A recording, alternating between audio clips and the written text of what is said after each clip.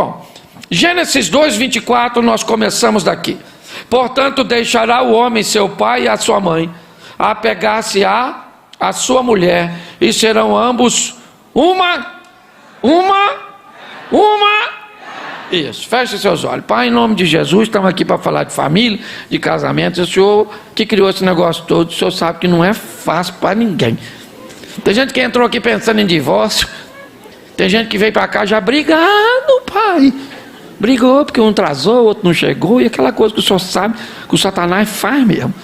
Tem gente com problema com filho, tem gente doente, mas o problema com sogra, pai, porque o Senhor sabe de tudo isso.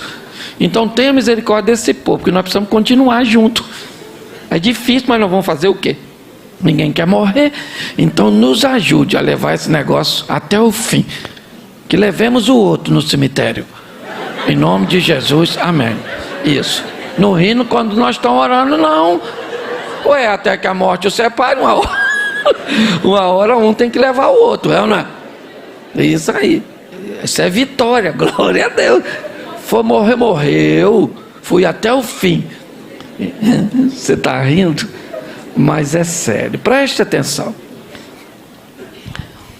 A ideia do casamento é uma ideia de Deus. E o que é o casamento? Uma instituição autorizada por Deus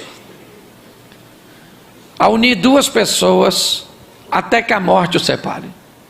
Ok? Até que a morte. Onde? Pastor, a Bíblia diz: o que Deus uniu, o homem não? Isso. Mas pastor, eu casei no candomblé. Deus estava lá? Estava. Talvez não no candomblé, porque o candomblé não casa ninguém, mas no cartório, na documentação. Lá casa. Eu não sou muito a favor de união estável, por exemplo. Por quê? Porque o status de uma união estável faz com que quem a fez permaneça solteiro. União estável não promove ninguém ao título de casado. Se você tem união estável, todas as vezes que você for, alguém te perguntar, casado, você diz, não, eu tenho união, porque união estável não te promove a casamento. Ou não te promove ao status de casado, que isso fique claro. Não gosto também muito porque você pode fazer união estável com diversas pessoas ao mesmo tempo, porque não tem nenhum papel que circula para verificar se você já é casado. Então muito cuidado, ok? Se só deu para fazer até hoje, estou aqui criticando, não, só estou te dando informação, vim aqui para isso. Você analisa, não gostou, recebe esse mesmo e observa. Tá certo? Porque se eu não vim aqui para falar só o que você gosta, já eu vou falar umas coisas que te agradam, mas também vou falar uns troços ruins para tu, tá certo? Então entenda uma coisa: a propósito do casamento é unir duas pessoas para sempre, até que a morte. Mas tem alguém que não gosta disso. Quem é? O tal do Satanás. Ele vai perturbar você, vai perturbar a sua mulher, vai perturbar a sua sogra. Sogra tem uma conexão com o mal. Vai perturbar seus filhos, vai perturbar você, tá certo? Então você precisa entender isso.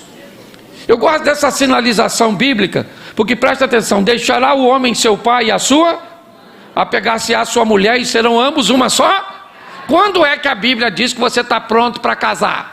Quando você está pronto para promover a sua família, ou não vou dizer promover, ou para promover o seu cônjuge a status de mais importante que seus pais. Você consegue entender isso? Depois que você casa, sua mãe é linda, maravilhosa, salve, salve, mas agora ela é atriz coadjuvante. A véia vai para segundo lugar, Rubem Barrichello.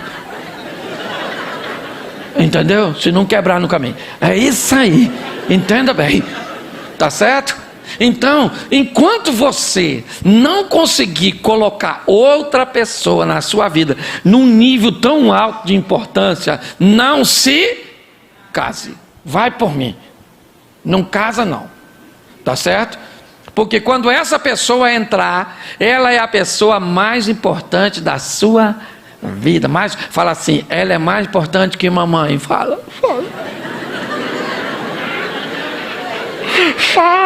Fala para o seu cônjuge se ele está aí. Se ele está aí, olha para ele, olha para ela e diga: você é mais importante que mamãe, que papai, que os nossos filhos. Isso, fala para seu marido: esse cara é você. Olha aí para ela está falando, você está olhando para mim. Eu não sou sua mulher, rapaz. Você está rindo, mas é sério. Enquanto você não entender isso, é melhor você não casar, tá certo? Só que o casamento é opcional. Você não é obrigado a casar, não, tá? Não quer casar, não casa. Tem gente que vem nesse mundo para carreira solo. Ah, mas eu não quero casar, não gosto de sexo, não quero uma pessoa me perturbando, não quero minha liberdade, sair. Você tem direito de fazer isso, sim ou não? Claro que tem. Então é opcional. Só que se você for entrar, é bom você tentar saber o máximo possível do que é esse negócio, porque depois que entrou, segundo a Bíblia, casamento não tem rota de fuga, não tem saída de emergência, não tem nada. A outra opção é a morte. Fora alguns acidentes que vão acontecer no caminho, e a gente sabe que eles acontecem sim, e é verdade, mas a gente tem que ficar de olho na regra. A regra é até que a morte... Isso. Então como é que eu escolho? Deixa eu começar nessa linha do opcional. Tá bom? Bom, quem aqui não quer casar de jeito nenhum? Levanta a mão. Isso. Olha, tenho aqui 2. Isso. Lá atrás tem 3, aqui 4, ó, lá 5, isso aí. Deus abençoe, vida de celibato. Nunca mais pega ninguém, nunca mais é pegada, nunca mais nada. Louvado seja Deus, vai viver uma vida de pureza. Show de bola, boa escolha fizeste, já disse o apóstolo Paulo. Mas a maioria estão a fim de acasalar, de fazer amor, ainda que pouco, mas quer, aí casa. Essa é a ideia do solteiro, tá certo? Então, pastor, como é que eu escolho a pessoa para casar? Deixa eu começar daqui. Bom, é opcional, mas uma boa escolha é o princípio de tudo, ok? Então, por exemplo, dica, só dica, tá bom, gente? É só estou usando base de regra, tem exceções. Solteiro, evite casar com quem já casou. Deixa casado para casar com casado. Tem demanda. Fica preocupado, será que ele vai achar? Acha. Casado com casado, solteiro com solteiro, viúvo com viúvo. É, porque um já matou um, aí já é perigo com perigo. Todo mundo é perigoso, é quase o criminoso. Você está entendendo? Deixa. Então, para mim, é o seguinte: casado com casado, deixa. Se você é solteiro, pega alguém que ainda não casou e vai embora, vida que segue. Você que se divorciou, separou, sei lá o que aconteceu, também não sou obrigado a saber tudo. Você que conhece a sua história, na hora de procurar, procura alguém que já passou pelos caminhos, está meio traumatizado. Por quê, gente? Preste atenção. Vamos pegar um solteiro se casando com uma mulher, por exemplo, que já foi traída.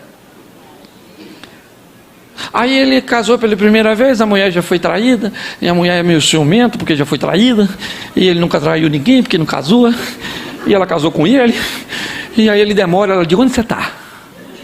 Fazendo o quê? Com quem? Onde? Para seu carro, fala a quilometragem que eu vou aí agora. Chega em casa, encosta a mão na parede, abre as pernas, isso, dá logo uma revista. Qual é o grande problema? É que às vezes precisa-se ter maturidade para entender isso. As pessoas não fazem nada disso na hora de se relacionar, vão pela paixão, pelos impulsos. Mas o assunto é muito mais sério do que parece. Então é o seguinte: na hora de escolher, procure. Ah, pastor, quero casar com alguém que tem filho. Tem problema? Sim ou não? Claro que não, desde que você seja maduro o suficiente para entender que assim que você casou com a pessoa, o filho da outra pessoa passa a ser seu. E depois, se você tiver um com essa pessoa que já tem um, agora tu tem dois, olha que beleza. Um que tu fez e o outro que já veio pronto, nem trabalho deu. Mas não, as pessoas não têm maturidade para isso. Por quê que precisa ter maturidade? Porque tem a outra parte que foi embora. O pai ou a mãe da criança, do menino, que vai aparecer de vez em quando numa festa de aniversário que tu pagou, maluco. O miserável não deu um tostão e ele chega mascando um chiclete e fala: fala, filhão. E aí, menina, beleza? Papai tá aqui. Aí olha para tua mulher, que é ex dele, e agora tá maneira porque tu tá fazendo manutenção. Aí fala: tua mãe tá legalzinha, hein? E o garoto torcendo para a restituição da família fala: pega papai, pega papai, pega papai. E quando você vai corrigir, o que ele fala? Não grita comigo, você não é meu pai. Estás a fim de encarar isso? Vai, simples. Entenda isso. Hoje eu me deparo com muitas situações que as pessoas têm sérios problemas para encarar essas coisas que para mim deveriam ser muito simples, deveriam ser observadas de uma forma muito clara, mas as pessoas não observam e se casam. Então evite. Viúvo, rumo um viúvo, vai ser muito legal, certo? Casado, o divorciado, uma outra, deixa a turma limpinha. Limpinho não é sujo não, de sujeira não, é sem trauma, sem experiências ruins. Deixa eles se virar. Então na hora de escolher, se você nunca casou, por favor. Pastor, como é que começa o relacionamento? Já falei isso aqui e vou repetir. Relacionamento começa com admiração. É assim que acontece. Todo relacionamento, ou a grande maioria, você que é casado, quando tudo começou? Começou quando você olhou com os olhos de admiração para aquela pessoa. Ela já estudava contigo, morava no mesmo bairro. Às vezes era até um amigo que você nunca tinha olhado com esses olhos. Mas um dia você olhou e falou: nossa, nunca tinha visto por esse ângulo. Ela é gostosinha, olha só. Aquele cabelo escorridinho, aquele cabelo... Nossa, aquela boquinha carnudinha. Ai, gente. Ou eu gosto da companhia. Às vezes gosta, é uma admiração, certo? Que não tem nem a ver, mas você admira a pessoa, gosta da pessoa, ela é uma boa companhia. Então tudo começa com a admiração. E é muito maneiro. Lembra quando você olhou o seu namoradinho, o seu marido hoje? Você lembra? Lembra o corpo que ele tinha? Lembra. Isso, tira a barriguinha, tira tudo, coloca cabelo, faz tudo direitinho, entendeu? Pega ela, lembra dela como é que ela era? Lembra. Legalzinha, juntadinha, os peitinhos tudo durinho, aquela coisa fantástica. Eu estou falando para adulto, não estou falando pornografia aqui não, poxa. Toda jeitosinha, toda, lembra? Lembra? Aí você falou: nossa, meu número, que fantástico. Você olhou para ele e falou: nossa, olha que voz máscula. Que homão, isso deve ser um reprodutor nato. Enganou a senhora. O nome disso é admirar. E isso pode acontecer com você mesmo depois de casado. Quem aqui já entrou num ambiente público e já não foi paquerado, mesmo depois de casado? A senhora entra naquela loja de departamento, enquanto a senhora está mexendo na roupa, de repente a senhora levanta os olhos e tem um homem bonito olhando para a senhora. A senhora fala: sangue de Jesus tem poder. Que é isso, meu Deus? Olha o Satanás que perturbando eu aqui, olha. Parece que aquele homem está olhando para mim, meu Deus do céu, está me admirando. Eu acho que é coisa da minha cabeça, Jesus. Ou seja, a senhora parou de olhar, mas a cabeça continua olhando, não é, na verdade? A senhora fala: porque ser admirado é maneiro demais quando alguém te olha com admiração, sim ou não? Aí a senhora fala: eu vou olhar de novo. Será mesmo? Não, eu acho que eu estou enganado, meu Deus do céu. Meu marido nem olho tem mais, meu Deus. E aí a senhora levanta o olho, não é que o cara está olhando para a senhora? Aí a senhora bota o olho e fala: Jesus de Nazaré. Oh, meu Deus do céu. Nossa, eu ainda estou maneira. Que isso, Jesus, me perdoa. Mas que sentimento gostoso que eu estou sentindo. Eu estou viva. Eu estou vivo. De repente a senhora levanta o olho. O que aconteceu? Foi embora. Não levanta a mão não, mas eu sei que já aconteceu.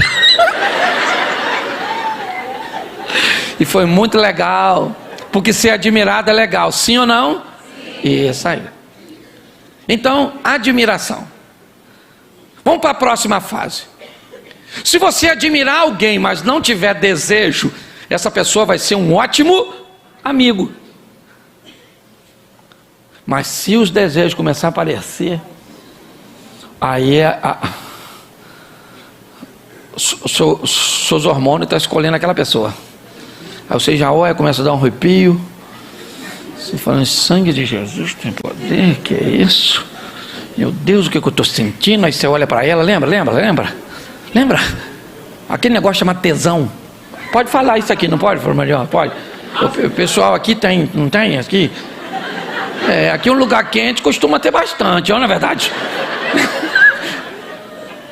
Na friagem o negócio fica difícil. Tesão, desejo, aquilo que os hormônios entram em você. Quem criou tesão? Deus.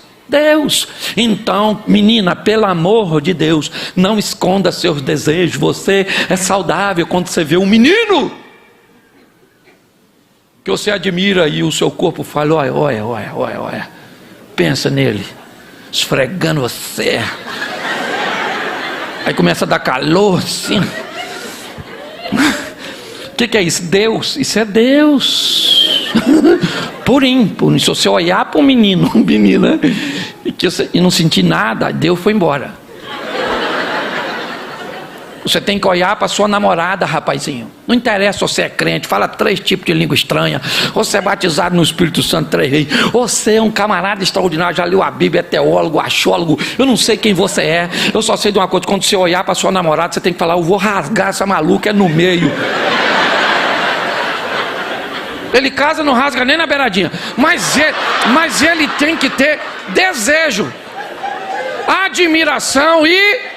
repita comigo: admiração e isso. O ambiente está sendo preparado. Está havendo uma sinalização. Aí vem o respeito.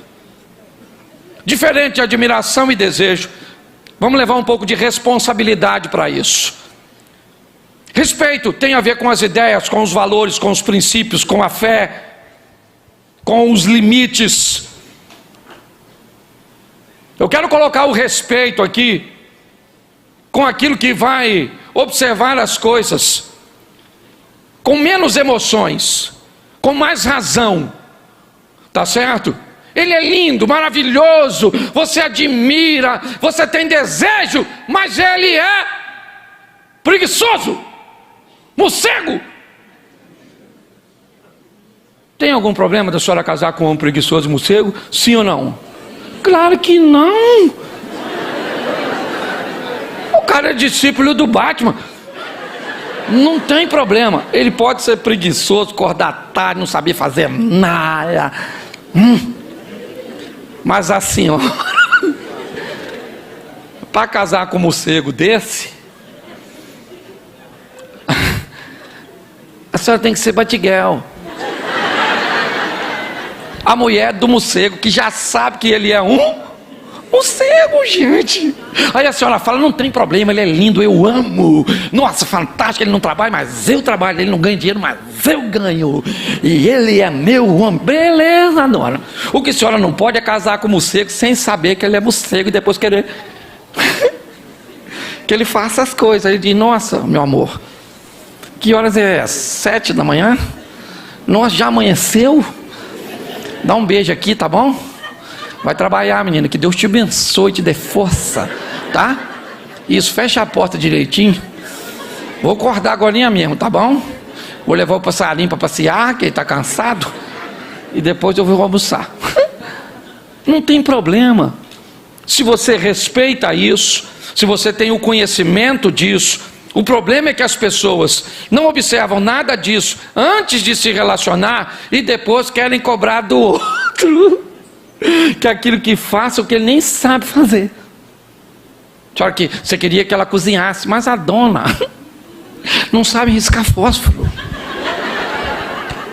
Mulher do século 21 tem que cozinhar, sim ou não? Sim ou não?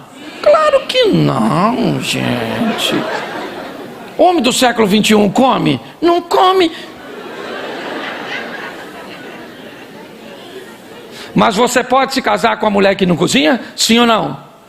Desde que você já sabe que ela não cozinha. Agora, por favor, não case com a mulher que nunca cozinhou e pense que assim que você casar, ela vai cozinhar. Não vai cozinhar, querido. O que você tem? Ganhar dinheiro para contratar uma mulher que cozinha. Que aí você come a comida de uma mulher.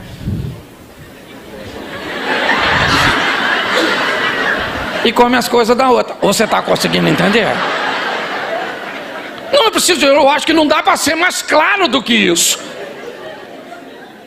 Porque parece que alguém enganou você, que você é ingênuo demais. Que as pessoas depois que casaram, elas tiram uma capa e agora você é um pobre coitado que foi ludibriado. Não vem com essa conversa comigo. Você tinha tanto desejo e admiração que deixou de avaliar as pessoas segundo o respeito. E sabe o que é pior? É que quando tem muito desejo e muita admiração, esses recursos, eles são tão fortes e poderosos que ele pode fazer com que você suporte algumas áreas de desenvolvimento. A mãe dela sempre foi essa cobra. Sempre, a véia assim. É uma naja cuspideira, nem precisa morder. De longe a bicha cospe.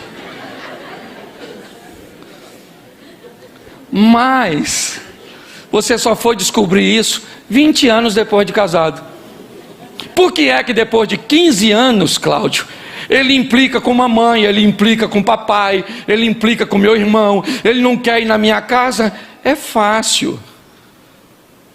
Não implicava antes porque tinha muitos recursos que encobriam essas coisas. O grande problema é que a convivência, ela vai trazendo desgastes. E aí a admiração vai diminuindo. Aí o desejo vai diminuindo. E quando esses recursos vão diminuindo, inevitavelmente, coisas que você não via antes, começam a ver. Um dia, uma vez, Eduardo estava conversando comigo, falou comigo essa frase, que quando os recursos, ou seja, todas as vezes que a água baixa, o rio mostra as suas pedras. Os recursos baixaram, inevitavelmente. Você começa a enxergar no seu cônjuge coisa que ele sempre teve, mas que você nunca. Então, você viveu 20 anos com essa pessoa sem ver. Então, meu filho, volta a ser cego. O que eu tenho que fazer? Aumentar o nível novamente de admiração e de desejo. Que aí eu vou conseguir superar tudo isso. Se eu não entender isso, eu vou ter sérios problemas. Por quê? Porque o que eu quero é o tão sonhado amor. E o amor é o último que chega, gente. O primeiro a chegar é a admiração. O segundo a chegar é o desejo. O terceiro a chegar é o respeito. E aí o cenário está pronto para quem chegar? O amor. Aí o amor chega. Depois de admiração, repita comigo, admiração, desejo e respeito. Aí o amor chega. Bom, se o amor é o último a chegar, ele também é o último a sair, ele é o último a ir embora. Então, provavelmente, a admiração, desejo e respeito vão partir, ou não, né, necessariamente todos eles. Mas nós vamos precisar entender e respeitar isso. Às vezes, quem vai embora é o desejo. O casal não resgata o desejo, virar amiguinho. Ah, que lindo. ela faz comida para ele paga as contas dela, um chama o outro de meu amor, mas eles dormem em quarto separado, ou não tem mais encontro amoroso, porque o desejo acabou. Às vezes tem muito desejo, mas não tem respeito. Aí ele xinga ela, xinga a mãe dela, seu filho não sei o que, vai não sei aonde, taca esse negócio nele, seu cachorro, sua não sei o que, sua égua, eu vou largar você, sua mula, sua besta. Mas a hora que vai para a cama, maluco, o negócio fica frenético. O que é isso? Isso é muito desejo sem respeito. Não é disso que eu estou falando. Eu estou falando de um relacionamento onde tenha admiração, onde tenha desejo e onde tenha E se você sentir hoje, o que eu estou falando isso? Você precisa entender.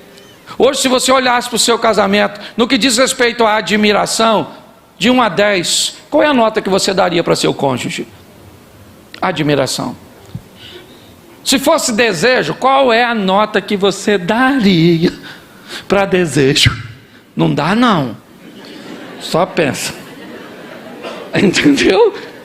Qual é a nota que você daria para respeito do seu relacionamento? Baseado nisso, você pode traçar a medida do amor. Tá certo? Então, quando alguém diz assim, pastor, eu não amo mais, a minha pergunta é, onde você estava quando o desejo, admiração e respeito estavam indo embora? Onde é? O que você estava fazendo quando tudo isso aconteceu? Se nós entendermos isso, queridos, isso pode nos ajudar a evitar sérios problemas. E olha que eu não estou nem falando de casado ainda, eu estou só falando de solteiro. Outra coisa, se você quer casar, levanta a mão de novo, solteiro. Arruma um lugar para morar. É aí, ó, tá vendo? Eu já morei com um sogro assim que casei. É uma perturbação. Uma perturbação. Você vai morar na casa dela, você fica nervoso, grita com ela. Fica quieta! A mãe dela fala, não fala assim com a minha filha. Aí você fala, minha senhora, não se mete, que ela é minha esposa. Seu cunhado fala, fala abaixo com a mamãe. Você vai fazer amor, não tem um lugar. Ô irmão, fica quieto, que o negócio está ficando difícil para tu. Escute só, você vai fazer amor, o quarto não tem uma suíte. Se você vai casar e não tem nem como fazer um banheiro, meu filho, espera mais. Junta dinheiro para fazer só um banheiro. Às vezes você não precisa de uma casa, só um banheiro dentro do quarto para você tomar banho. Se você puder, compra um frigobar para botar suas coisas, porque você bota lá fora, nego come tudo. A família parece descendente de gafanhoto. Tem tudo. E quando mora no quintal, porque tem turma que começa a fazer uma comunidade. Parece coisa indígena. Isso! Pra você ver. Aí a mãe mora aqui, que é o pajé. Aí mora um filho aqui, outro aqui, outro aqui. É uma comunidade. Você, para dar um danoninho pro seu filho, você tem que prender ele dentro de casa. E alguém ficar na janela de olheiro, dando cobertura. Ai, meu filho, come rápido. Vambora.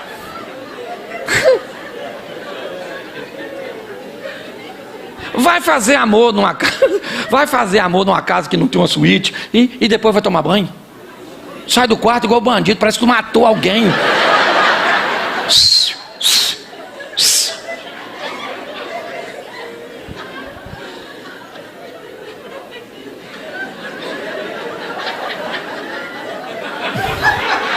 O ato sexual não pode ter nenhuma sonoplastia. Se tiver, vai acordar a mamãe, vai acordar as crianças, vai acordar. Ou seja, você não está fazendo sexo, você está fazendo um crime, você é um criminoso. Ninguém pode saber de nada que você está fazendo.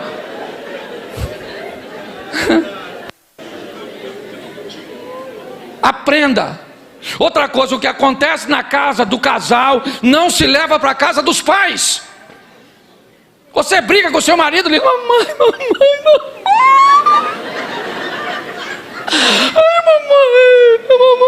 a sua mãe vai odiar seu marido. Você faz as pazes e a véia fica chateada com ele para sempre. Porque ô velhariada para ter memória boa. Aí você coloca toda a sua família contra o cônjuge e depois você faz as pazes, quer que todo mundo faça também. Não vai fazer. Você demonstrou para sua família que havia um sofrimento, que aquela pessoa, certo, que eles amam, fez você sofrer. E aí é comum isso acontecer. Mas as pessoas não se preparam para nada dessas coisas. Nada. E aí casa. E agora que o negócio vai ficar difícil. Sabe? Porque conversar é fácil no namoro. Briga no namoro é mole. Porque quando você briga namorando no noivado, como é que você falava com ele? Seu cachorro, vai embora! Nojento! E ele saía cantando pneu na bicicletinha dele. Lá ia ele embora, chateado, aborrecido e xingando. Essa mulher é tudo uma praga, não quero saber, agora acabou. E você ia para sua casa, agora acabou. Não quero ele nem pintado. Ia para casa, falava com sua mãe, desabafava. Agora chega, mãe, que eu estou cansada. Acabou. E a velha tem experiência. Calma, minha filha, você está nervosa. Não, agora acabou. No dia seguinte, quem é que aparecia lá? Ele. Aquela cara lavada. Que pensa num bicho de memória curta, homem. Eu não lembro quase de nada. Estou falando sério. O homem falou na rua, falou assim para a mulher: amor, eu vou ali no mercado. A mulher dele falou assim: querido, eu preciso que você traga para mim algumas coisas. Pega um papel e uma caneta. Ele falou assim: é muita coisa? Ela falou: não, pega o papel e uma caneta. Ele falou: não preciso. Pode falar. Ela falou: pega um papel e uma caneta. Ele falou: pode falar. Ela falou: quero leite, alho e arroz. Ele foi embora. Pagou o negócio dele, foi no mercado, parou, pensou.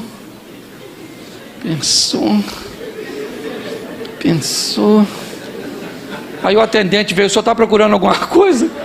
Ele falou: não, rapaz, que minha mãe me pediu para me levar um negócio. Ele falou: o senhor não lembra de nada? Eu falei: lembro, papel e caneta. É a única coisa que eu consigo lembrar. Então o homem tem a memória muito curta. Aí o cara vai no dia seguinte. Aí ele chega, toca a campainha. Aí ela já estava esperando. Aí ela fala: lá, mãe, aquele cachorro tem coragem de vir aqui. Fala que eu não estou. Aí vai a véia mentirosa.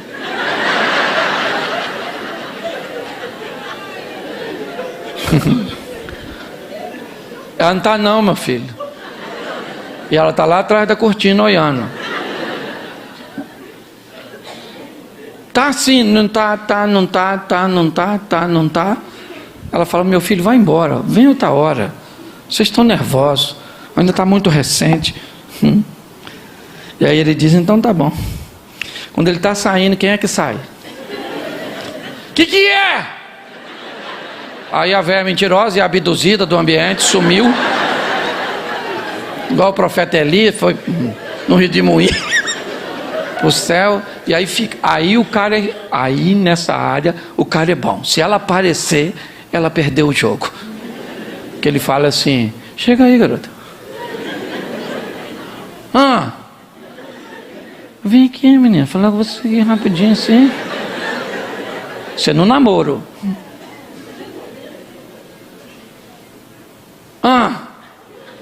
Vem aqui, garota. Só quero falar com você. Aí quando ela está numa distância que ele sente que já pode alcançá-la: me perdoa.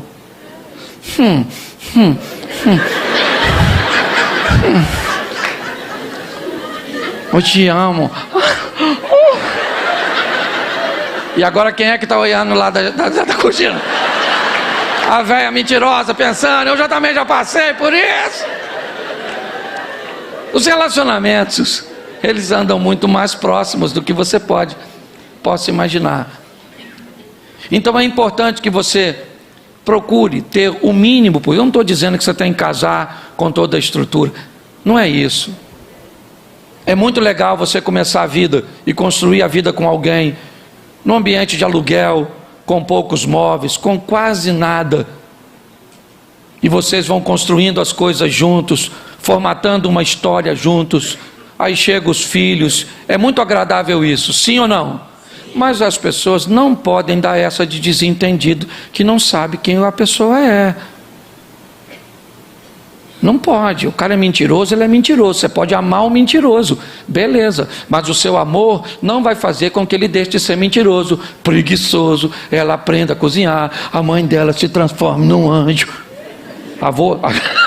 A véia até voa, mas é de vassoura, entendeu? Então é importante olhar isso. Só que as pessoas não fazem isso, tá certo? E antes o casamento era diferente. Hoje as coisas estão num ambiente descartável. Ou você casa bem, ou não vai durar muito tempo. Porque essa geração é uma geração que não costuma consertar as coisas, ela costuma descartar as coisas. Porque descartar é mais fácil do que consertar. Então tem um tópico que eu quero trabalhar com você aqui, do livro, que é a comunicação.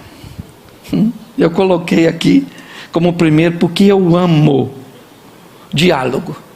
Fala assim, é conversando que a gente se desentende. Eu já falei isso, você já deve ter me ouvido falar, mas é importante você entender que, primeiro, o mundo masculino, ele conversa com um propósito, e o mundo feminino com outro propósito. Uma mulher, por exemplo, quando ela quer pedir um conselho, ela não quer o que está pedindo, ela só quer um ouvinte, alguém que vai prestar atenção nela. Só que no mundo dos homens, conselho pedido é conselho dado. Então o cara casa com uma mulher, ela fala, amor, eu estou numa situação difícil, preciso saber o que fazer. Aí você acha que ela quer. Observe uma mulher escutando uma outra que está pedindo conselho. E veja como é que elas conversam. Primeiro aprenda a conversar com elas. Porque mulher é audiovisual. E também elas gesticulam quando falam. Por quê? Não sei. Olha, elas encostam a mão, passam a mão no cabelo. Nossa, menino, que você está com cabelo macio, como é que você está? Pensa um homem fazendo isso contigo. Nossa, irmão, seu cabelo está tão bonito. Falou, tira a mão de mim, maluco, você é louco, rapaz, sai fora. Está pensando o quê, rapaz? Eu, hein? Os mundos são diferentes. Então, quando uma mulher pede conselho à outra, você pode notar, a outra vai olhar para ela, ela vai ouvi-la, ela vai esboçar reações, ela vai fazer tudo enquanto está ouvindo, e a outra está falando, ela está aqui, sério? Que isso? Menina, que absurdo, nossa, que... Mas assim que a outra terminar de falar, aqui escutou, diz assim, menino, olha, eu estou atrasado, tá bom? Foi um prazer encontrar com você. A outra fala, nossa menino, estou tão bem de ter conversado contigo. E aí ela vai embora sem nenhum conselho. Porque mulher não quer conselho. Ela quer tensão. Aí você pede um homem, você quer ver a coisa mais... Presta atenção, você para na frente de um cara para pedir um conselho, assim que você termina de falar, ele se despede de você, vira as costas e vai embora. Falou, maluco, tu é louco, e o meu conselho? Rapaz, nunca mais, isso não se preocupa comigo, infeliz. Aí quando o cara vai escutar a mulher dele, ela termina de falar, ele dá o conselho. Quando ele dá o conselho, ela fica ofendida. Aí ele acha um absurdo ela ficar ofendida com a intenção de ajudá-la que ele tinha. Ah, pelo amor de Deus. Preste atenção. Um homem pediu conselho, o outro escutou, avalia o que foi dito e diz, olha, eu acho que você está certo nisso, nisso, nisso, nisso, nisso e nisso. isso aqui, cara, eu acho que você deveria fazer diferente. Eu, se fosse você, eu agiria de outra forma. O que o cara vai falar? Pô, cara, muito obrigado. Valeu. Eu não tinha visto por esse ângulo. Vou embora, vou pensar. Deixa a sua mulher te pedir um conselho, você olha, avalia tudo e diz para ela: ó, mediante o que você me disse, eu acho que você acertou nisso e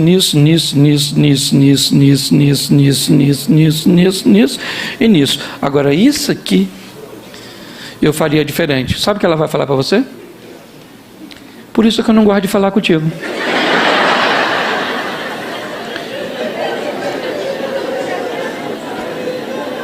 Porque você nunca é a meu favor.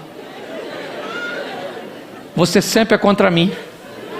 Minha vida não anda porque você me puxa para trás. Mas ele concordou com você em quase todas as coisas, sim ou não? Porém, quando uma mulher pede um conselho, ela não, mas ainda quer atenção. É isso. Porque o homem pensa: então para que eu vou escutar, se ela não quer? É só escutar. Às vezes minha mulher: Cláudio, queria falar um negócio muito sério. Eu vou lá. Fala, querida. Não, porque aconteceu isso. Eu falei: caramba, sério, velho? Nossa, menina. Mas isso é um negócio muito... Meu Deus. E o que você fez? Aí ela começa: eu fiz isso. E eu falo: que isso, garoto? Mas que sabedoria. Eu não teria condições de resolver esse grande problema. O que você acha? Eu falei: eu acho que você está certo, é isso aí mesmo que você fez. Isso, para que eu vou dar conselho? Isso vai gerar confusão? Então, tá assim de gente brigando por nada. Eu aprendi uma coisa: tem gente que só vai conversar também com porta aberta. Hoje a gente estava brincando com isso. Porta aberta, o que é isso, pastor? Conversar de porta aberta é aquela pessoa que quer ter sempre razão e quase sempre não tem. Mas na hora que você imprensa, ela foge. Das duas, uma. Ou ela diz: ó, vamos parar com essa conversa, não quero mais falar, porque acabou o argumento, ó. Ou então fica agressivo, começa a quebrar as coisas. Ou seja, como é que você lida com um negócio desse? Então é bom que você entenda, se você vai dialogar, primeiro, você tem a maneira que a pessoa fala, o vocabulário que existe para ela. Eu vou usar uma palavra aqui, por favor, tá? Não é só para... Esse dia um cara falou comigo assim: pastor, eu vou largar minha mulher. Eu falei: por quê? Ele falou: porque ela me mandou ir a merda. Eu falei: sério? Ele te mandou ir a merda? Eu pensei: uma falta de respeito, sim ou não? Mas a palavra merda para mim não é uma palavra para divórcio. É uma palavra para se corrigir, mas não para se divorciar. Você não concorda comigo? Mas ele falou: pastor, eu vou largar ela. Eu vou largar ela, pastor, porque se ela me mandar merda de novo, eu quebro ela no cacete, eu mato ela. E aí eu comecei a conversar com ele e descobri que a palavra merda na cultura dele é um troço absurdo, porque na casa dele nunca se falou isso. Se ele pronunciasse essa palavra na casa dele, o pai quebraria os dentes dele. Entendeu? Ele nunca tinha visto a mãe discutir com o pai. Para ele, aquilo era um absurdo. E aí eu fui conversar com ela. Ela entrou assim para falar comigo. Viu aí, pastor? Falou que vai me largar. Sabe que eu mandei ele a merda. Palhaçada. Aí eu fui conversar com ela e entendi que a palavra merda para ela não era nada. Era muito comum na casa dela a palavra merda. Comida tá ruim, então uma merda. Fiz isso, uma merda. Tudo era merda. Então ela merda, era o vocabulário dela. Aí entrou os dois depois. Ele falou: e aí, pastor? Eu falei: posso dar um conselho para você? Ele falou: claro, pastor. Eu falei: larga ela. Ele falou: o quê? Eu falei: você estava querendo. Foi só eu concordar que você desistiu? larga ela. Ela falou: o que é isso, pastor? Eu falei: larga ela. Aí os dois já ficaram: mas por que, pastor? Eu falei: porque ela vai mandar você a merda de novo. Você sabe por que ela vai mandar? Porque essa palavra para ela não significa o que significa para você. Você consegue entender que tem coisas que, se você fizer com a sua mulher, se você falar com ela, pode ser altamente destrutivo? E para você, se fosse ela que disse, se fosse ela que fizesse, não teria efeito nenhum, porque é perfeitamente comum de onde você veio.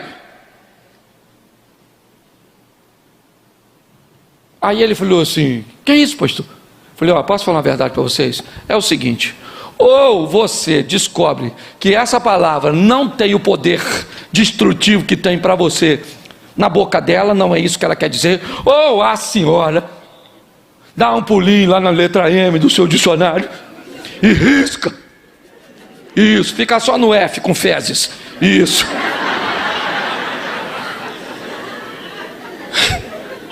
Passou 6 meses mais ou menos isso. Eu encontrei com um casal, e aí a gente gosta da fofoca. Encontrei os dois falando e falei assim: e aí, mano? Aí ela já riu. E ele falou: pastor, nesse período ela já me mandou a merda 3 vezes. Aí ela começou a sorrir, e ele também. E ela disse assim: pastor, quando eu vi já tinha falado. Mas eu pedi desculpa a ele. Ele sabe que eu não estava querendo dizer isso, e bem que o senhor falou. Não era nada disso. Ou seja, você tem que entender que seu marido tem a cultura dele, o jeito desse camarada, e que muitas vezes isso vai se manifestar na comunicação. Eu gosto muito das minhas histórias e conto sempre elas. Eu moro a 1 quilômetro da minha igreja, e minha mulher disse que ia para o culto comigo. Olha o que é comunicação. Fomos para o culto acabou, ela levantou, eu achei que tinha ido para o gabinete. Terminei, fui para o saguão, alguém me perguntou: cadê a pastora? Eu falei: eu acho que ela está no gabinete. Alguém veio e falou assim: ela foi embora.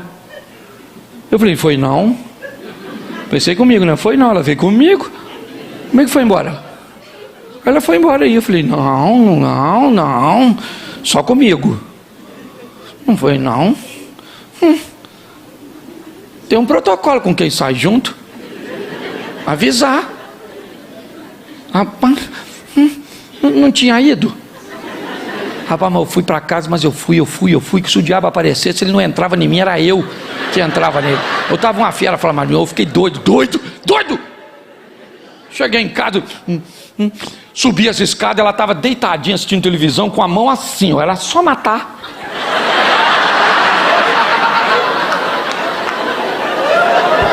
Era só eliminar e estava pronto. Mas eu estava com ódio, porque eu sou gente. Tem gente que pensa porque eu falo de família não tem briga lá em casa. Eu sou muito diferente da minha mulher, muito diferente, muito. Aí eu reuni minhas forças que sobrou e falei mansamente: querida, a quem você avisou para me avisar que você tinha vindo? Ela falou: ninguém. Quando ela falou ninguém, gente, aí eu me retirei, porque aí eu não aguentava mais. Eu fui tomar banho, eu falei: meu Deus, por que me desamparaste? Senhor, isso é uma falta de educação, isso é um absurdo. Eu jamais faria isso com ela. Eu jamais faria isso com ela. E a gente pensa que o que você jamais faria com o outro jamais faria com você. Ah, neném, pensou, né? Fui tomar banho e comecei a orar, falar com Deus lá embaixo do chuveiro. Falei: Senhor, eu falo de casal, muito difícil isso. Poxa, e eu tenho muita dificuldade para reclamar com Deus da minha mulher, porque tem hora que eu não sei se ele é meu pai ou se ele é meu sogro. Eu vou bem devagar, porque eu estou falando mal da filha dele, né? Que me mata. Aí eu tô, quando de repente lá da sala vem uma voz manso, suave: Cláudio, que jantar? E jantar. Quero jantar nada, eu quero perdão, pedido de perdão. Eu quero que ela diga: eu errei, eu tinha que ter te avisado, eu tinha que ter deixado uma mensagem, um WhatsApp, alguma coisa. E nessa hora Deus falou comigo: meu filho, falei lá para você, minha filha é assim, quando faz besteira não sabe pedir perdão, não prendeu na cara dela. Então quando faz besteira, ela fica boazinha demais logo depois, querendo agradar em tudo. E essa é a maneira que ela tem de pedir perdão. Falei: quando eu erro, eu falo: errei. Agora e fazer assim comigo, desse jeito assim. Aí Deus falou nitidamente comigo: ou é isso ou é nada. Aí eu falei: não, então é isso aí mesmo, né? Se é o que tem, né? É o que tem, né? Não, nem todo mundo perfeito. Aí, escute só. Ela perguntou de novo, porque está tudo acontecendo lá no banheiro, entre eu e o Eterno. E aí ela falou de novo: Cláudio, quer jantar? Aí eu já saí, estava enxugando. Falei: quero, filho. Passa um bifinho para mim. Queria um arroz fresquinho. Frita uma batatinha. Queria uma saladinha também. Eu queria um suco e uma sobremesinha. E pensei comigo: eu estou muito ofendido. Porque nem sempre as pessoas vão corresponder ao seu modelo. Às vezes o seu marido, apesar de te amar, apesar de ser o homem certo para você, ele é muito diferente de você. Você consegue entender isso? E aí as pessoas têm dificuldade de comunicação, têm dificuldade de falar, de entender o peso que aquilo tem. Às vezes as pessoas, um cara vem me narrar uma história: pastor, eu traí minha mulher. Sério, cara, traiu? Pastor, e ela não quer mais viver comigo, pastor. Eu nunca fiz isso, foi a primeira vez, eu nunca mais vou fazer, pastor. E ela não quer me perdoar. Manda a mulher vir. Aí vem a mulher. A última coisa que a mulher fala é do adultério. A última coisa, ela diz: pastor, ele criou uma rede de intriga, de mentiras, e disso e daquilo, e me enganou fazendo isso. Eu acredito que ele não vai fazer mais. Ele não é um homem ruim, mas todo o sistema que ele criou para sustentar a traição fez com que eu não confie mais dele, não quero mais viver com ele, porque ele me enganou de uma tal forma, que o engano que ele fez, a maneira que ele usou para esconder aquele erro, que para ela nem era tão grande, pelo menos para aquela mulher que eu estava conversando. E eu descobri que o motivo pelo qual ela estava se separando dele, e se separou, não teve nada a ver com adultério. Porque às vezes o que você pensa que fere seu cônjuge, não é o que feriu. Quando nós vamos conversar, no diálogo franco, objetivo, nós descobrimos o que realmente aconteceu naquela história. Hoje muitos casais têm muitas dificuldades de conversar, ou mesmo aqueles que conversam bem, a pauta é muito ruim. Eles têm tempo para falar dos filhos, da igreja, dos negócios, das contas, do dinheiro, mas nunca tem tempo para falar de si mesmo. Essa é a grande verdade para muitos. Muitos acabam vivenciando isso de uma forma muito difícil. E com isso, pessoas vão viver mudanças temporárias, o que é o caos para os relacionamentos. Porque isso vai fazer com que você perca credibilidade. Uma das coisas mais preciosas que você pode ter é credibilidade. Perder a credibilidade num relacionamento, seja com seu cônjuge, seja com seu amigo, seja com seu cliente, é algo altamente destrutivo. Você precisa entender que muitas pessoas sofrem mudanças temporárias, sente que está perdendo, que algo está acontecendo, ou que pode acontecer, então para de beber, para de fumar, para de sair, sai de todos os grupos de WhatsApp, diminui aquilo que está incomodando. E o que essa pessoa faz?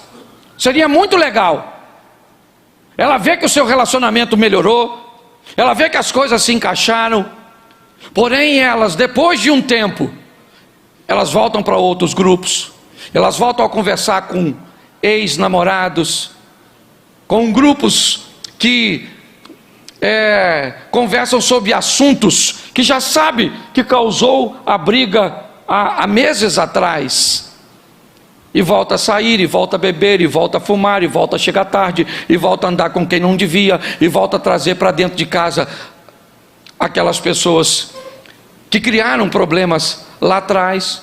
O que isso vai fazendo? Vai removendo de você sua credibilidade. Isso vai vagarosamente destruindo seu relacionamento. Há um tempo atrás um cara falou comigo: pastor, chama minha mulher aqui e diz para ela que eu a amo. Eu falei: quem tem que falar para sua mulher que você a ama é você. Ele disse: mas ela não acredita em mim, mas ela gosta tanto do senhor, que se o senhor falar com ela vai acreditar. Eu falei: por que ela não acredita em você, cara? Ele disse: posso falar a verdade para o senhor, pastor? Falando a verdade, é que eu já falei um montão de vezes, pastor, e eu não mudo, e ela não acredita mais em mim. Eu falei: então você acabou com a sua reputação e agora quer desgraçar a minha? Eu não vou falar nada, não vou falar. Ele ficou chateado comigo, mas eu não falei. Certo? Por quê? Porque ele não ia mudar. Gente, nós precisamos entender que não é fácil para ninguém. Mudar é um grande desafio. Porque todas as vezes que você planeja uma mudança, o seu cérebro não quer. Ele vai lutar com todas as forças para que você continue sendo quem você é, fazendo o que você faz. Por quê? Porque isso faz com que ele gaste menos energia, tenha menos esforço. Todas as vezes que você planeja mudar, você vai enfrentar um grande obstáculo. Qual é? O confronto entre o conflito da mudança e a satisfação da mesmice.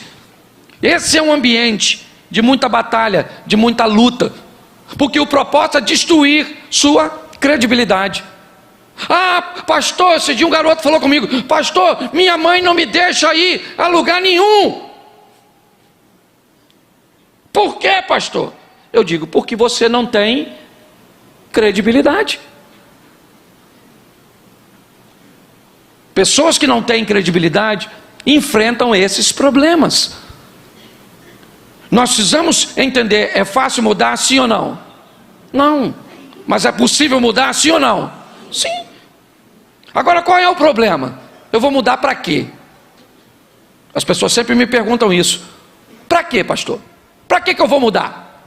Eu vou mudar para o meu marido e ele vai continuar a mesma pessoa? Eu vou mudar para minha esposa e ela vai continuar a mesma pessoa? Então, peraí, deixa eu entender. Sua mudança, ela é condicional.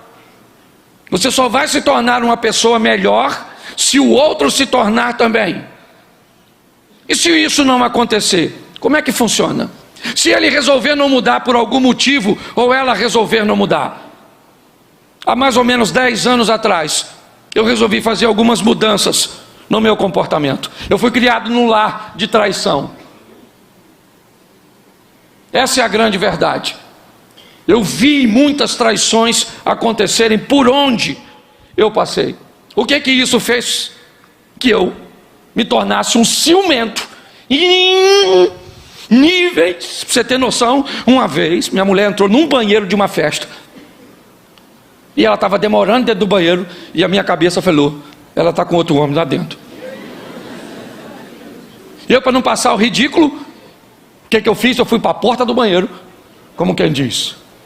Quando ela saiu, eu digo que eu estou com vontade de entrar, e ela não vai desconfiar. Assim que ela abriu a porta, ela até levou um susto. O que foi? Eu falei, não, menino, estou com vontade de entrar no banheiro. De ir no banheiro, não é nada.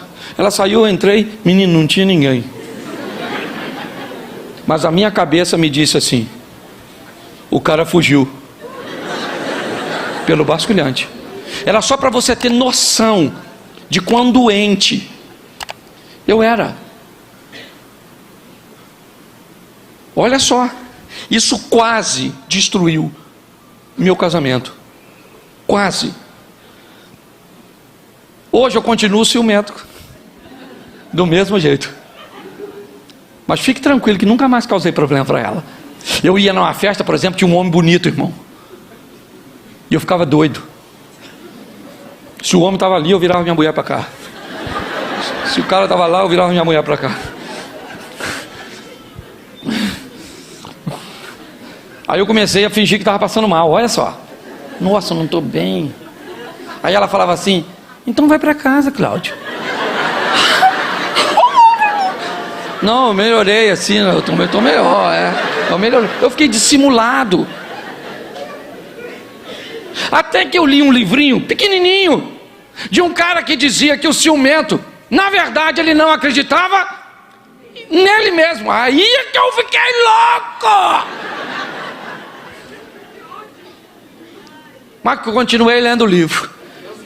Aí eu ia na festa, e quando eu estava no ápice do ciúme, que eu ia arrumar uma briga, eu saía de perto dela, falou, vou resolver um negócio ali. Eu ia e falava, meu Deus, Senhor, me ajuda a lidar com esse negócio, eu vou acabar com o meu casamento, a mulher nunca me deu motivo para dizer, Senhor, tem misericórdia da minha vida. Foi indo. Hoje eu ainda sou ciumento, e ela sabe, Cláudio, só que hoje eu estou muito melhor. Eu controlo eu, não ela. Entendeu? Por quê? Porque de onde nós viemos, inevitavelmente, nós vamos ter que lidar com os resíduos deixados. Se nós não tivermos entendimento, quem é essa pessoa? Essa pessoa tem um passado. Esses dias eu preguei sobre isso na igreja. Seu marido tem um passado, você sabia disso? Sua mulher tem um passado? E boa parte desse passado, tu sabia que tu não conhece? E tu sabia que não se meta nesse passado? Porque tem muita coisa nele que é melhor que fique nele. E louvado seja Deus. Só que as pessoas, elas não olham para isso. Então seus relacionamentos vão se deteriorando. Por quê? Preste atenção. Algumas coisas que eu quero falar com você. Se você vai se casar, você vai ter que deixar de ser um individualista. Você vai ter que aprender a compartilhar. Preste atenção. Sua individualidade é extremamente importante. Amém? Amém? Isso. Você se considera importante? Sim ou não? Então conserve sua individualidade. Isso. Você não pode ser um individualista. O que é um individualista? Um individualista é aquele indivíduo que quer que tudo seja feito segundo o jeito dele, na hora que ele e do jeito que ele. Não se vive com esse tipo de gente. Isso é um chato. Só vou comer se for no meu restaurante. Só vou se for lá. Ah, é? E se for em outro lugar, você não vai? Então não vou. Se for para viajar, é toda vez para aquele canto. Se for comer, tem que ser sempre segundo. Isso é chato. Agora também tem o outro que abriu mão da individualidade dele toda. Ele não resolve mais nada. Tudo é os outros que resolvem. Onde vamos comer? Vê você. Vamos fazer o quê? Vê aí você.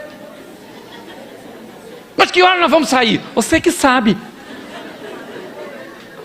Vamos viajar para onde? Você decide. O que você está dizendo? Eu não sou nada, nem ninguém. Daqui uns dias ninguém te pergunta mais nada. Você tem que cultivar sua individualidade. Não sempre. Fazer um revezamento. E pior, isso é coisa de gente que a mãe e que o pai não deixavam resolver nada. Aí cresce. E pior, eles não decidem e ficam com raiva de quem decide. Você quer ver? Você fala para sua mulher assim: vamos sair para comer um negócio? Ela fala: vamos. Aí você: eu estou dizendo mulher, mas você faz com aquele tal, certo? Com o que foi manipulado. Você quer comer o quê? Havia aí. Você escolhe. Aí você está acostumado a decidir. Ah, então tá bom, vamos comer uma pizza. Mas pizza? Ah, pizza não, pô. Aí o outro decidido: beleza, então. Escolhe você. Não. Escolhe você, poxa. Ah, então tá legal. Vamos fazer o seguinte: vamos comer um churrasco? Essa hora? Você não tem criatividade, não? Pensa assim numa coisa boa. Faz o seguinte, querido. Escolhe você. Não. Vê aí o que você quer. Eu quero não comer nada. Eu perdi a vontade de comer, de sair, de viver. Eu perdi vontade de tudo, porque você não resolve, nem me deixa resolver. Você está rindo? Mas é uma grande verdade que a maioria das pessoas não conseguem entender. E isso vai fazendo com que os relacionamentos vão se desgastar. Isso. É desse jeito. Então você tem sua individualidade. Eu já falei isso aqui uma vez. Lute por ela. É uma das coisas mais preciosas que você tem. Pare de dar o seu direito de escolha o tempo inteiro para outra pessoa. Pare de querer que a sua escolha seja a única que prevaleça sempre.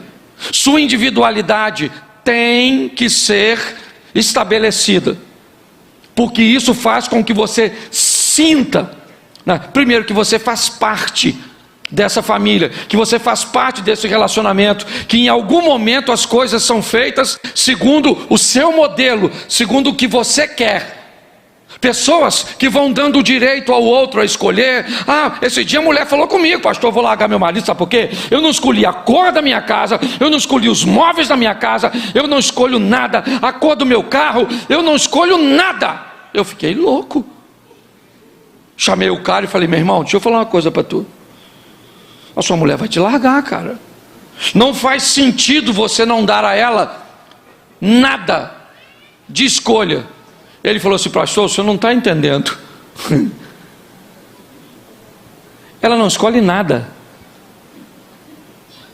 Se eu deixar para ela escolher, não pinta a casa. Se eu deixar para ela escolher, nós não temos móveis. Se eu deixar, para ela escolher o carro, ela não sabe o carro que quer. Se ela tem o carro que tem, da cor que tem, só tem porque eu dou e não tem problema. Eu olhei e descobri o que é. Ela foi alguém que foi anulada ao longo do tempo. As pessoas estão assim. E pior, todas as vezes que você vai conversar com elas, o que elas fazem? Transferem responsabilidade. Tem uma coisa que eu detesto mais do que divórcio. E quando eu digo divórcio, eu digo pelo motivo errado. Mas sabe o que é? O casamento de pessoas que continuam casadas, infelizes, e não mudam, nem acreditam nas mudanças. Porque está assim de gente, ó. Assim, ó. Pastor, é isso mesmo. Casamento é desse jeito. Casamento é isso mesmo. Não, não é não. A vida é desafiadora. Tudo que você faz, a gente trata no livro, deixa resíduos. Sim, tudo que você fez, tudo que te aconteceu ao longo da sua caminhada, deixou resíduos em vocês e em mim. Resíduos que nos deixam ciumentos, resíduos que nos deixam avarentos, resíduos que nos deixam introvertidos. Inevitavelmente, nós vamos ter que lidar com todas essas coisas. Por isso, muitas vezes, você está conversando sobre um assunto na sua casa, e no meio do assunto, um dos dois traz algo de 10, 15 anos atrás, de meses atrás, que não faz sentido, nem na pauta ele está. Mas o que é isso? Isso são resíduos que estavam lá, que não foram tratados, que não foram vistos. E é isso que tem destruído famílias. Nós não somos perfeitos e não vamos ser. Essa é a grande verdade. Mas nós podemos viver junto? Sim. Eu digo sempre para minha mulher, não vai ser fácil, mas vai valer a pena. Nós temos 32 anos de casado. É desafiador? É. Temos filhos, netos. Mas eu posso dizer para você, hoje meu relacionamento é muito melhor do que era no começo, porque nós amadurecemos. Nós não estamos casados com a pessoa errada não, gente. Nós temos que aprender a lidar com essa pessoa que Deus colocou na nossa vida, ou que nós escolhemos. Às vezes eu não sei nem se é Deus, porque às vezes bota a culpa nele, mas não foi você que escolheu. Era esse homem que a senhora queria? Não era, mas foi o que a senhora pegou. Tem 7,8 bilhões de pessoas, como é que a senhora ia acertar para apanhar um só? Então o segredo é pegar essa pessoa e buscar entender quem ela é de verdade, as imperfeições que nós chamamos de defeito. E me permita brincar aqui mais uma vez, vamos fazer um cafezinho. Eu gosto de brincar isso, principalmente com o mineiro. Bota água para ferver, sim ou não? Sim ou não? Coloca o pó na água, sim ou não?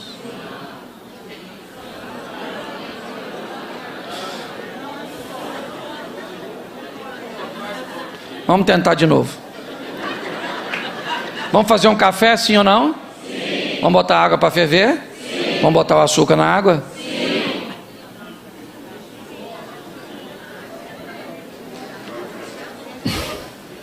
Vamos botar água para ferver?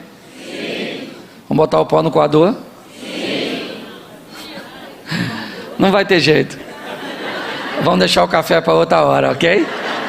Deixa eu te falar uma coisa. Se eu boto o café, se eu boto o pó na água, passo a água com o pó no coador, coloco o açúcar, o que eu fiz?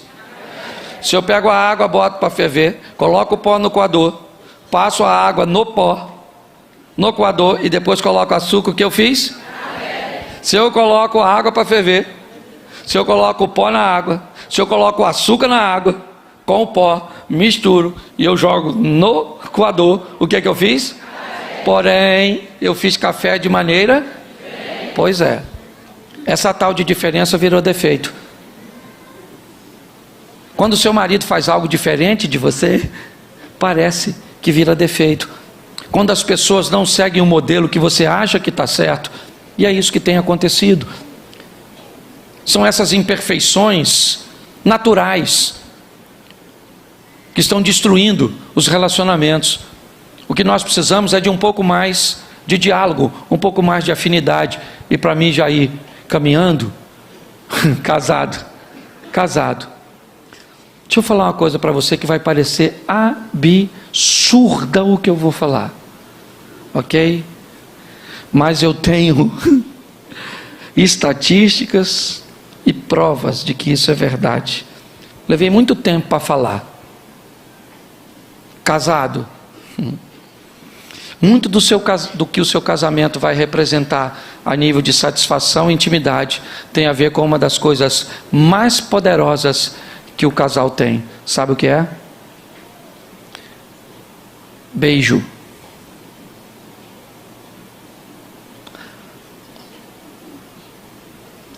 A maioria dos casais casados pararam de beijar direito. Riram de quê? Eu não escutei, o que foi?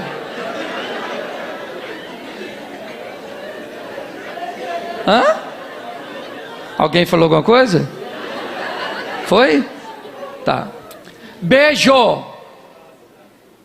Beijo. É horroroso o beijo dos casados. Lá onde eu moro, parece que estão tocando animal.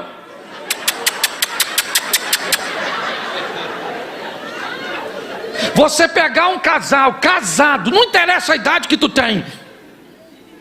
É lógico que você tem sua intimidade. Talvez você seja tímido, não vai fazer isso na frente dos outros. Mas você tem que puxar a nega véia para perto. Isso. Antes de beijar, dá uma... Isso. Uma desarticulada na língua. Ih.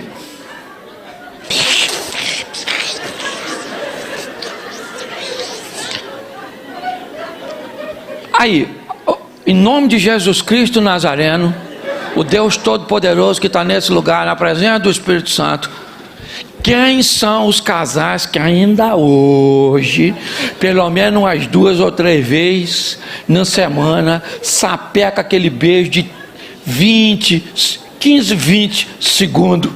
Levanta essa mão sagrada sua. Isso é uma vergonha. Menos de 1%. Olha aqui para mim. Hã? Diminuir a quantidade? É que com a idade vai acabando o fôlego.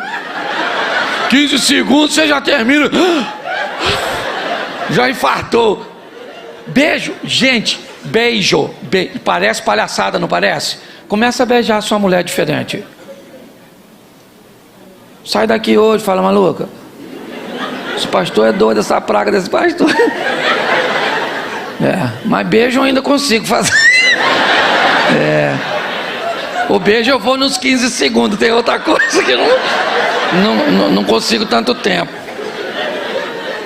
Pega. Toma aquele banho, dá aquela...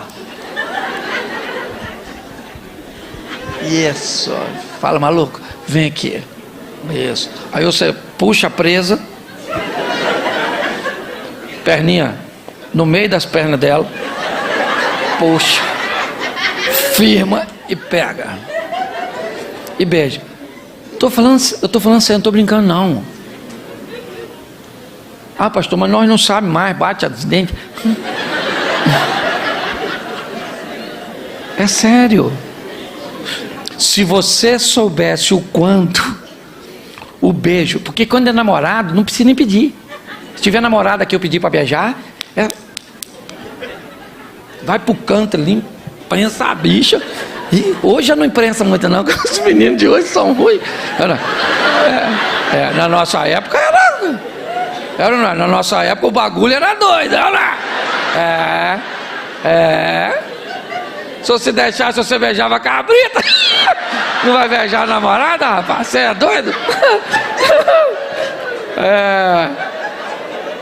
Você tá rindo? Mas o assunto é sério. Tá certo? É isso aí. Ô, gente, eu queria que você saísse daqui hoje. Você veio aqui, obviamente, se você me conhece, para você se divertir um pouquinho. É verdade. Mas muito mais do que isso.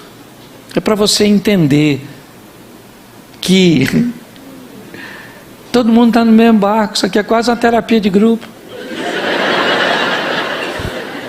Posso perguntar? Eu vou perguntar. Eu estou com vontade de fazer fofoca hoje. Presta atenção, eu vou fazer uma pesquisa de campo. Por favor, me ajude, só para você ajudar os outros. Eu já perguntei do beijo. Você viu a vergonha que foi? Menos de 1% levantou a mão. E boa parte deles ainda estava mentindo.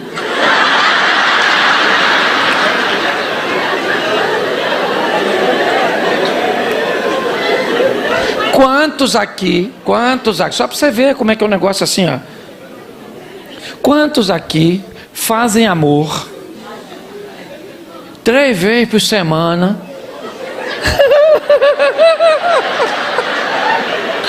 Ô Jesus, tem misericórdia desse povo, Senhor. Eu sei que eu estou quase colocando eles no inferno, né? de tanta mentira, mas vamos aqui. Vai, porque Deus está falando. Quantos aqui, casados, obviamente, ok? Fazem amor 3 vezes por semana? Levanta a mão. Legal, Deus abençoe, lugar quente. É isso aí. Não estou levantando a mão, mas eu não estou não, tá bom? Então só estou levantando só para cumprimentar você. Eu estou levantando a mão, mas eu não estou nesse negócio mais não. Tá certo? É só para cumprimentar vocês, que eu não estou mentindo. Deus sabe. Tá certo? Quantos aqui 2 vezes por semana? Levanta a mão. Escute. Tu viu quantos levantou de 3? Eu não vou baixar mais para não humilhar. Eu vou aumentar para ver se vai. Que a resposta eu já tive. Quantos aqui fazem 4 vezes por semana ou mais? Levanta a mão. Show de bola. Isso. Louvado seja Deus. Deus ajuda. Aí se tu tem uma mulher que faz amor contigo 4 vezes por semana, você não tem uma mulher, tu tem um anjo dentro de casa. Monta um altar. Tá certo? É lógico que muita gente não respondeu por timidez, e eu entendo perfeitamente isso. Mas eu só quero te mostrar, certo? Que no conceito de família, nós não estamos muito longe de ninguém. É difícil bater um papo sadio, legal, sem um conflito, sim ou não? Dependendo da pauta que vamos trazer à tona, pode ser quase insuportável. Todas as vezes que tentamos manter, podemos gerar um conflito. O desgaste dos afazeres do dia a dia, todo o estresse e os desencontros, quer familiar e outras coisas, nos expõe à separação, onde diminuímos muito a nossa intimidade. Eu não estou querendo expor ninguém ao ridículo, eu só estou querendo mostrar que essa é a realidade da sociedade. Mas muitas vezes, principalmente os introvertidos, aqueles que têm muita dificuldade de estabelecer uma linha de comunicação, pensam, isso só acontece comigo. Não, querido. Não é só seu filho que dá problema, não é só seu casamento que tem crise, não é só a sua situação financeira que muitas vezes enfrenta uma crise. O que eu aprendi, e tive que aprender com a Bíblia, porque não aprendi com meu pai, que teve diversos relacionamentos, é manter uma linha, onde eu e minha esposa, porque funciona mais ou menos assim, lá em casa é mesa para planejamento, sofá para diálogo, altar para oração e cama para celebração. Cama não se resolve problema, para com essa palhaçada. Cama não é lugar de resolver problema. Cama é lugar de celebrar problema que foi resolvido. Onde? No planejamento da mesa, na intimidade, no diálogo do sofá, ou nos joelhos, no altar. Eu não sei que tipo de problema você traz consigo, e talvez nem traga hoje, mas certamente o enfrentará amanhã.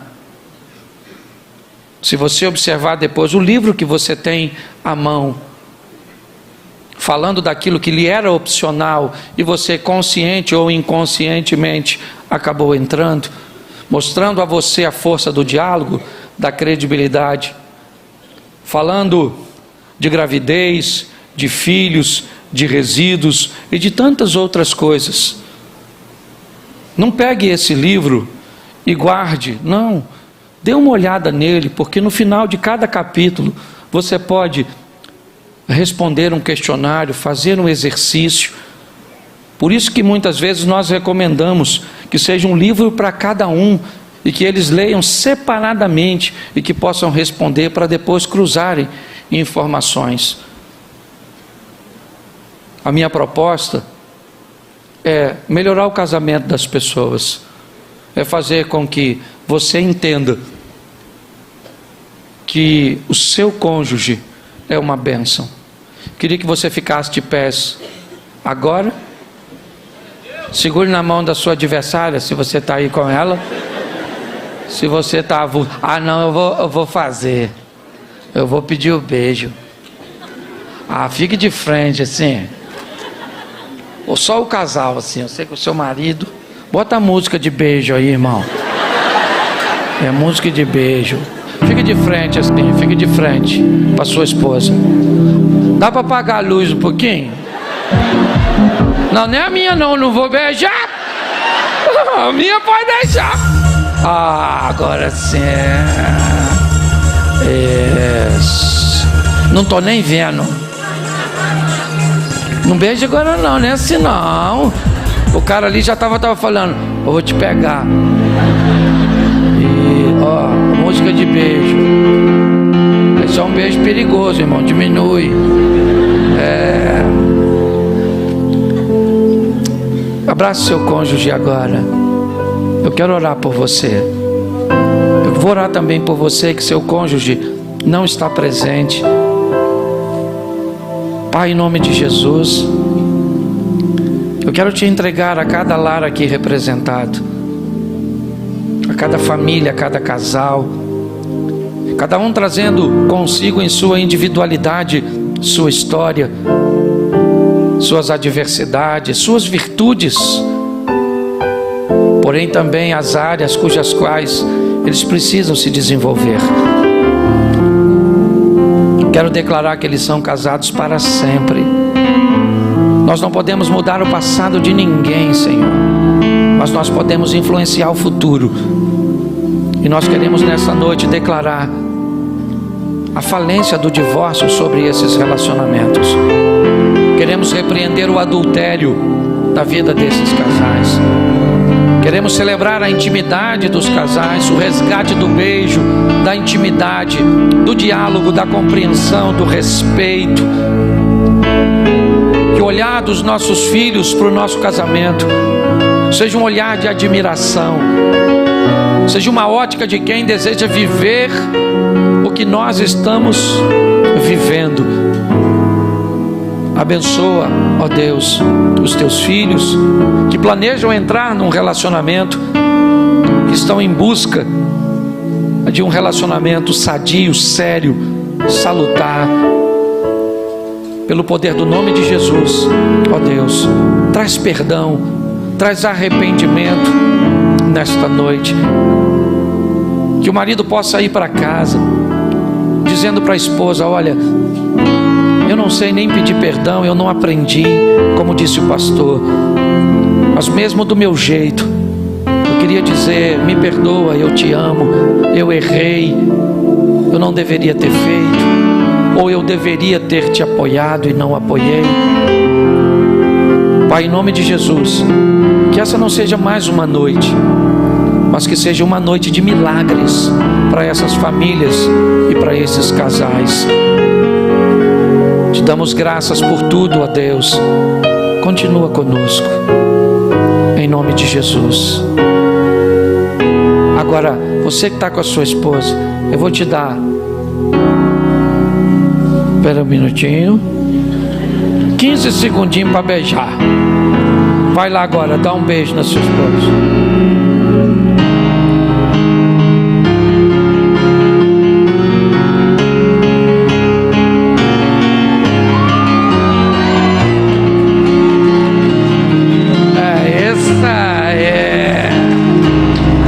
Glória a Deus. Só acendo as luzes, queria só fazer uma oração ainda e uma perguntinha muito séria e de muita maturidade.